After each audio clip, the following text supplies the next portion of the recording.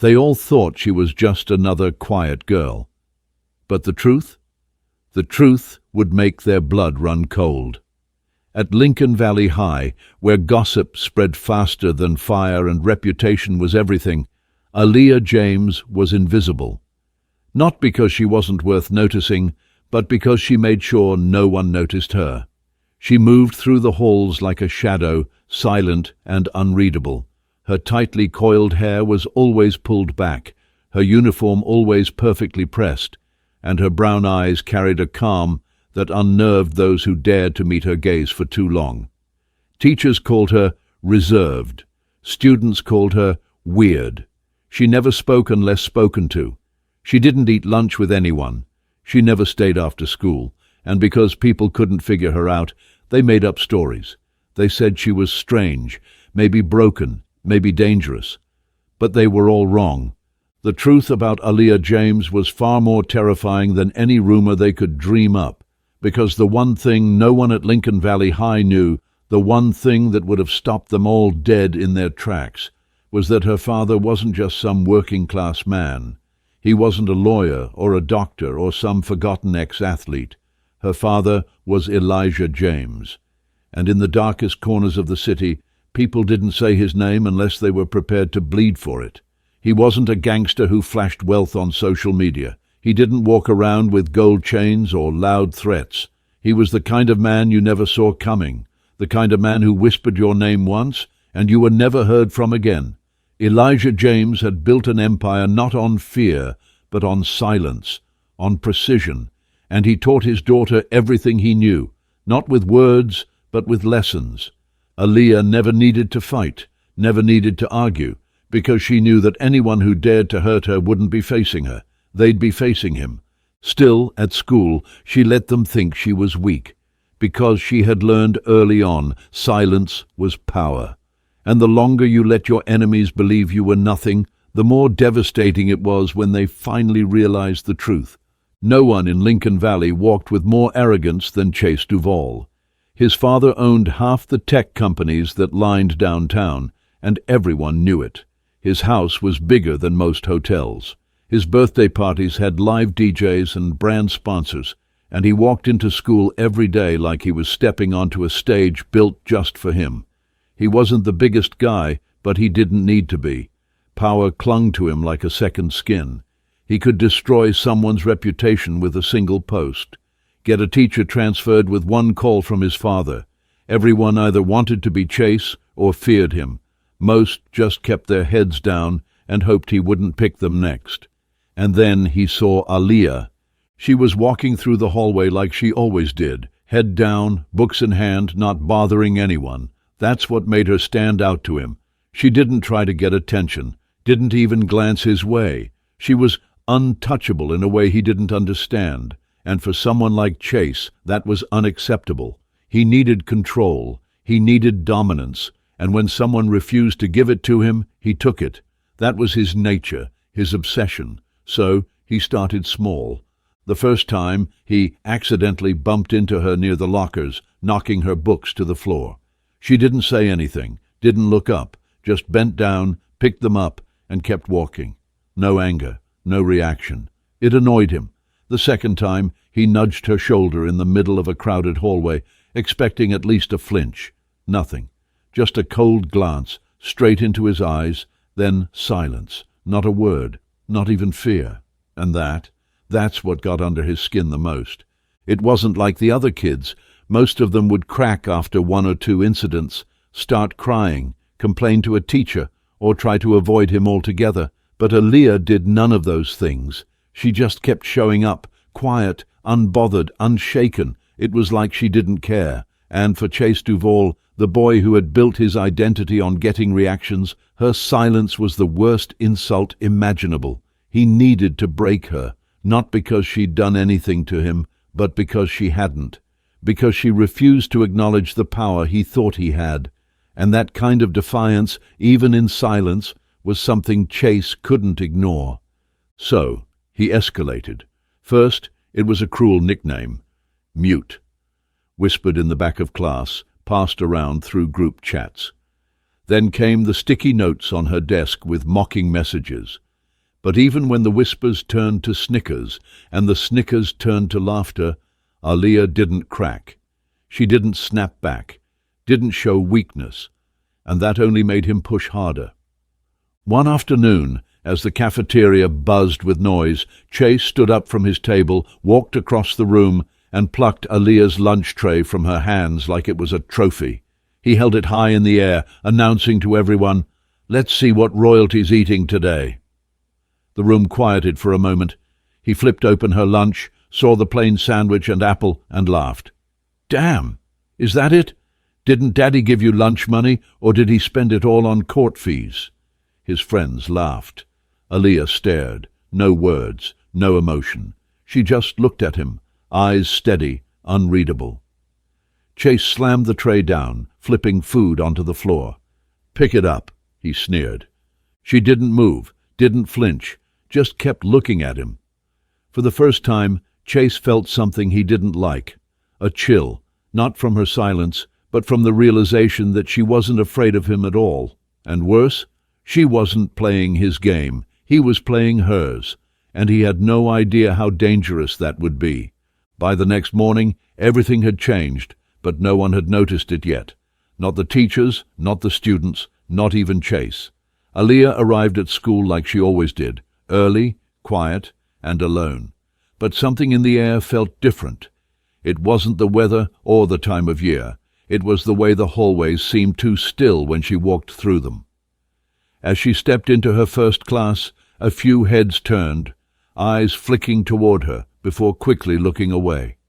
People who had never spoken to her were suddenly aware of her presence, and when she pulled out her phone during break, the reason became clear.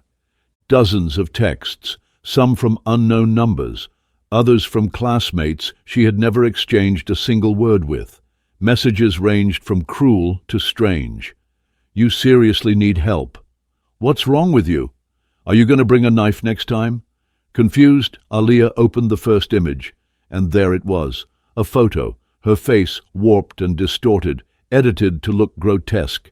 Her eyes had been darkened into hollow pits, her mouth stretched unnaturally wide, turned into something monstrous. Above it, in blood-red letters, the words, "Psycho James."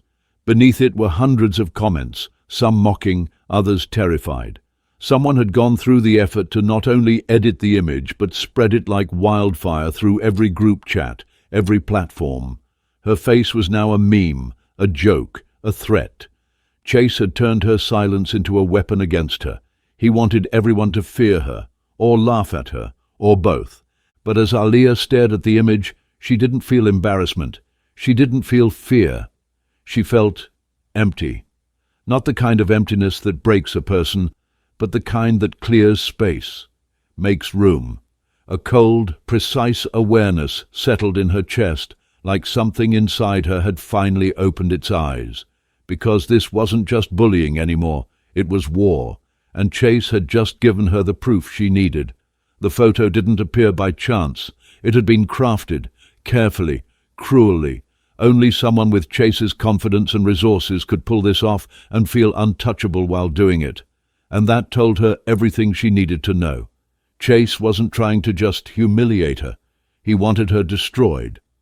What he didn't realize was that she didn't need to fight back. She didn't need to post anything.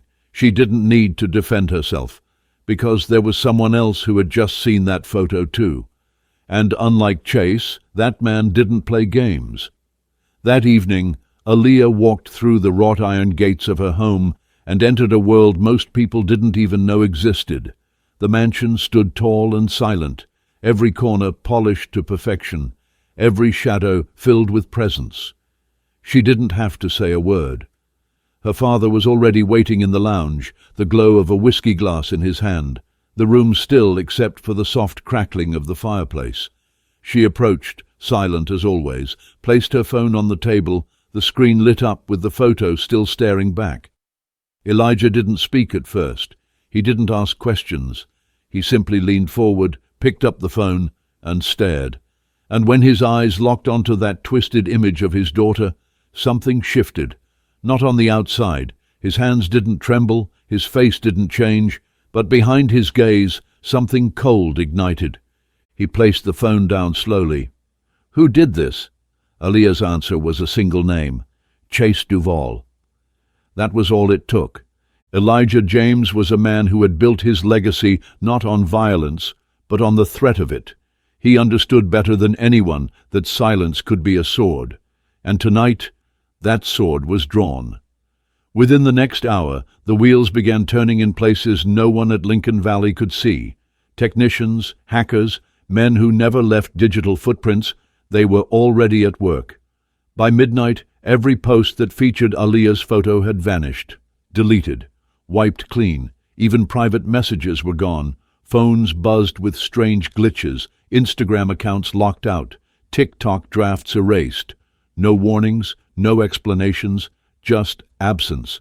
And for some, the truly unlucky ones, those who had shared the post directly, they received one message: no name, no sender, just 6 words: "Delete it before I come for you." No punctuation, no typo, just cold clarity. Meanwhile, Chase was lying in his room, laughing. He had no idea what storm he had just summoned.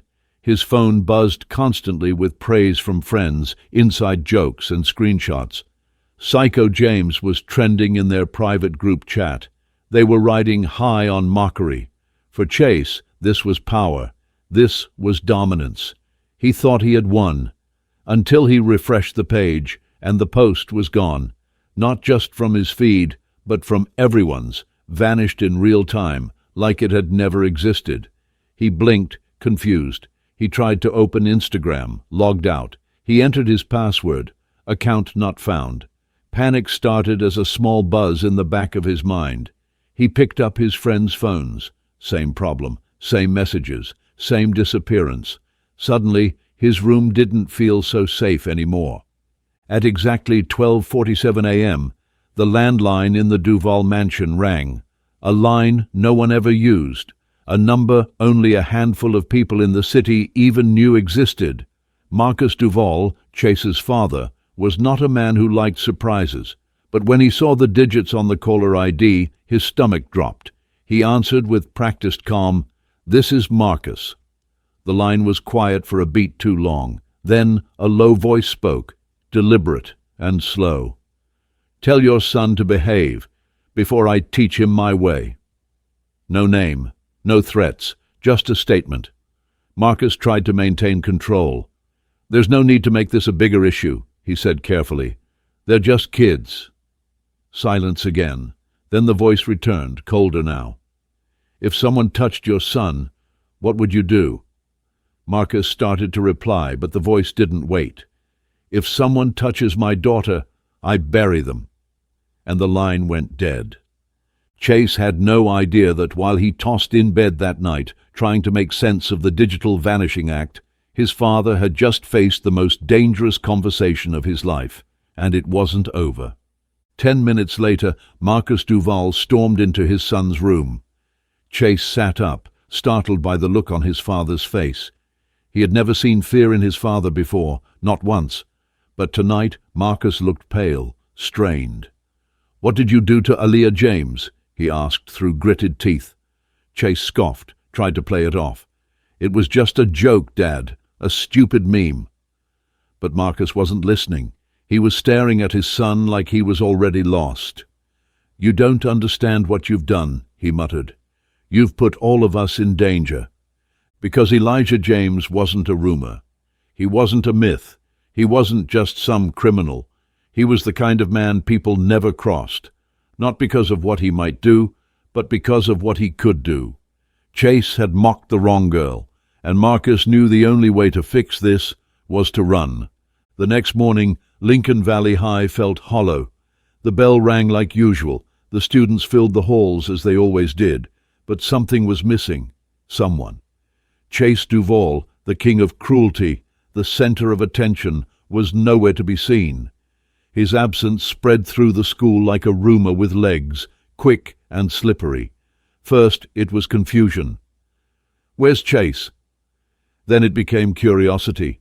"He never misses school." And then, slowly, it turned to fear. "Did you hear? Someone saw him get into a black car last night, and it wasn't his driver." The stories started to unravel fast, each one more chilling than the last. One student claimed they saw his house lights on all night. Another swore his mum looked like she'd been crying when she dropped something off at the school office. But the most gripping rumor, the one that made students whisper in hushed tones near lockers, was the one no one could confirm, but everyone believed. Chase had been warned, and now he was gone. The group that used to orbit around him like planets around a sun began to drift. Without their leader, they were nothing. Their power had come from him, not from themselves. The boy who always stood at Chase's side, the one who laughed the loudest at his jokes. He spent the entire day avoiding eye contact with Aaliyah. The girl who used to mock her every morning in homeroom now sat in silence, clutching her phone like it could protect her. Even teachers seemed off balance. No one dared say Chase's name out loud, as if invoking it might bring back the storm they all feared. But Aaliyah, she was steady. She walked through the halls the same way she always did, alone, unreadable, quiet. But this time, no one bumped her shoulder. No one threw glances or laughter her way. Every step she took echoed just a little louder. Not because she was trying to be heard, but because the silence around her had changed. It was no longer the silence of neglect. It was the silence of respect, or maybe fear. But Aaliyah didn't need to know which. People expected her to retaliate, expected her to take Chase's throne, become the new force to fear. But she didn't. She sat at her usual lunch table, pulled out her usual book, and ate her sandwich with the same calm she always had. And that terrified them more, because power that doesn't speak still demands attention, and power that doesn't announce itself leaves people guessing. What was she thinking? What would she do next? Was there more to come? The not knowing was unbearable. Maya, a girl from Chase's circle who had once posted the original meme of Aaliyah's distorted face, approached her 2 days later. She didn't come with her usual group. She came alone, eyes flickering with guilt, voice low like she was afraid someone might hear. "I just wanted to say sorry," she said, her hand trembling as she fidgeted with the strap on her backpack. "It wasn't personal. I was just scared of being next, you know?" Aaliyah looked at her, not angry, not smug, just still. She didn't speak. She didn't blink. She let Maya fill the silence with her own regret. "I didn't think it would go this far," Maya continued. "I didn't know who you were. I didn't mean to—" But Aaliyah didn't need to hear it. She picked up her bag and walked away, not fast, not dramatic, just enough to leave Maya standing there with the realization that her apology wasn't for Aaliyah. It was for herself, for her conscience, for her guilt. And that was why it would never be enough. For the rest of that week, Aaliyah's name was never spoken in the same sentence as weird or freak. In fact, it wasn't spoken much at all. Her silence, her calm, her refusal to retaliate, they confused people, and in their confusion they kept their distance. Some students watched her like she was a riddle they were too afraid to solve. Others just avoided her completely, but none of them dared to provoke her again, not because she threatened them, not because she boasted, but because Chase Duval, the untouchable, had touched her and vanished. At home, Aaliyah didn't ask questions. She didn't need to. But one evening, as she sat across from her father at the long dining table, she finally broke the silence. "Did you make him disappear?" she asked, not accusing, not emotional, just curious. Elijah James took a sip of his drink, then placed the glass on the table slowly. He didn't answer right away. He just stared at the swirling amber liquid, thoughtful. "This world runs on simple rules," he said. "The strong don't hurt the weak unless they think they can get away with it." He looked up, eyes sharp. He thought he could get away with it. That was all he said, and it was all she needed to hear. In that moment, Aaliyah realized something that would stay with her for the rest of her life. Power doesn't always shout.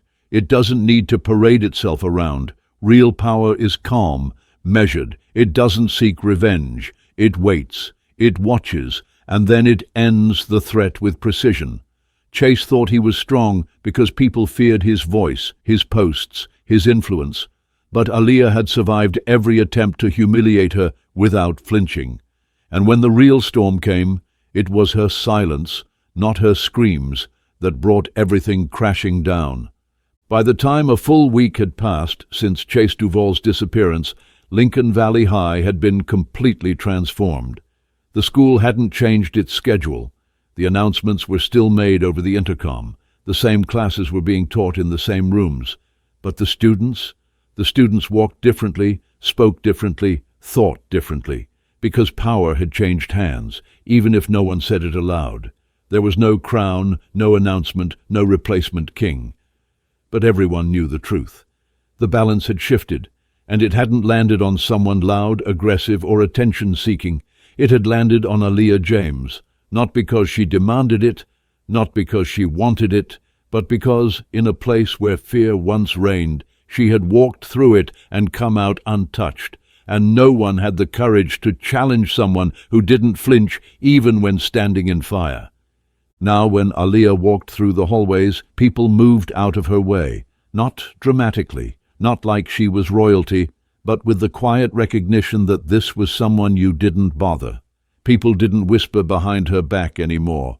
If they had something to say, they said it privately, quietly, far away from where she might hear. And those who used to laugh when Chase humiliated her, they didn't even look her in the eye anymore. They dropped their heads. They avoided her path.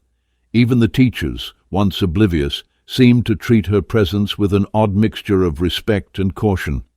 Lena Caldwell was one of those people. She had been Chase's favorite puppet, always by his side, always ready with a cruel joke, always laughing the loudest when he tormented others.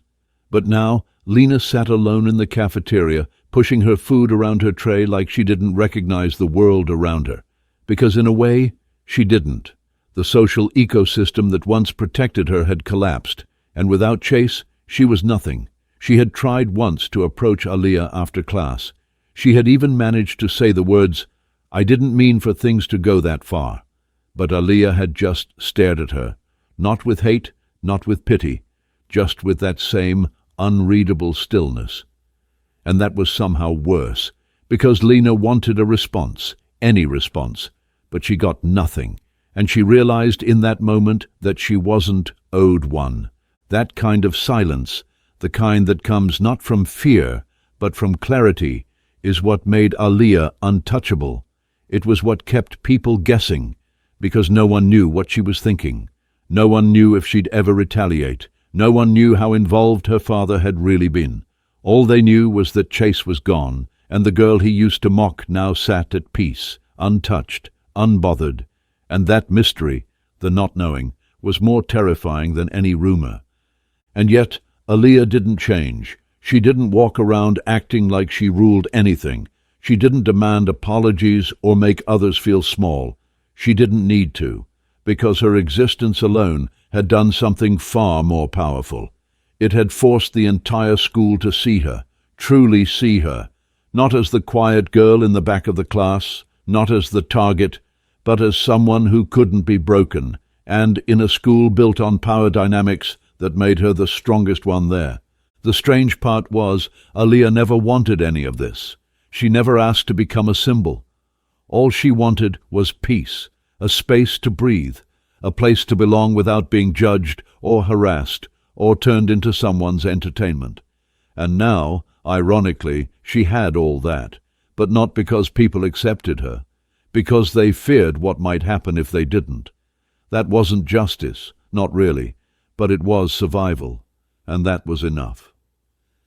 At lunch one day, as she sat at her usual table, a small moment reminded her how far things had shifted. A girl named Naomi, quiet, artistic, kind, approached with her tray and asked softly, "Is it okay if I sit here?" Aaliyah nodded. Naomi sat, smiled, and they ate without speaking. It wasn't a friendship. Not yet. But it was the first time in years someone had sat with her without fear or cruelty in their eyes. And that, more than anything, meant something real had changed. Later that evening, in the calm of her home, Aaliyah sat with her father again. He was reading as usual, glass in hand, his expression thoughtful. After a long pause, she asked him quietly, "Do you ever regret what you've done to get where you are?" Elijah didn't answer right away. He set the glass down, laced his fingers together, and leaned back. "Regret," he said, "is for people who had a choice and picked the wrong one. I never had the luxury of choices. I had survival, and I did what needed to be done." He looked at her, not as a father, but as someone handing down a truth. But power without control is just noise. What you did, the way you handled it, that was control. Aaliyah didn't respond. She didn't need to, because she understood exactly what he meant. She could have fought back with the same cruelty she'd been shown. She could have humiliated the people who humiliated her, but she didn't, because survival didn't always mean fighting fire with fire. Sometimes survival meant being the fire that never had to burn to be feared. As the weeks passed, the legend of Chase Duvall's downfall only grew. Some said he transferred to a private school on the other side of the country. Others said his family had left town in the middle of the night. A few whispered darker theories, that his disappearance wasn't voluntary at all. But Aaliyah never said a word about it, and that silence fed the fear. Because people believed what they feared, and feared what they couldn't understand, and Aaliyah James was no longer someone anyone understood. Eventually, people moved on.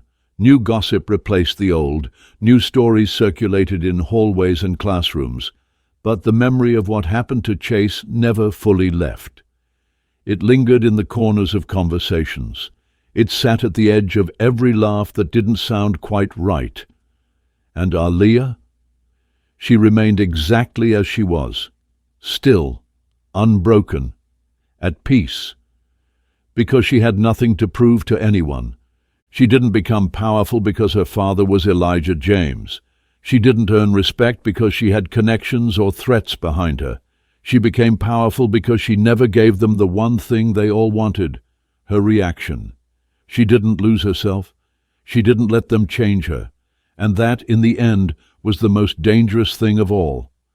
Aaliyah James didn't destroy Chase. He destroyed himself the moment he underestimated a girl who never needed to speak to be heard. And from that day forward, everyone at Lincoln Valley knew.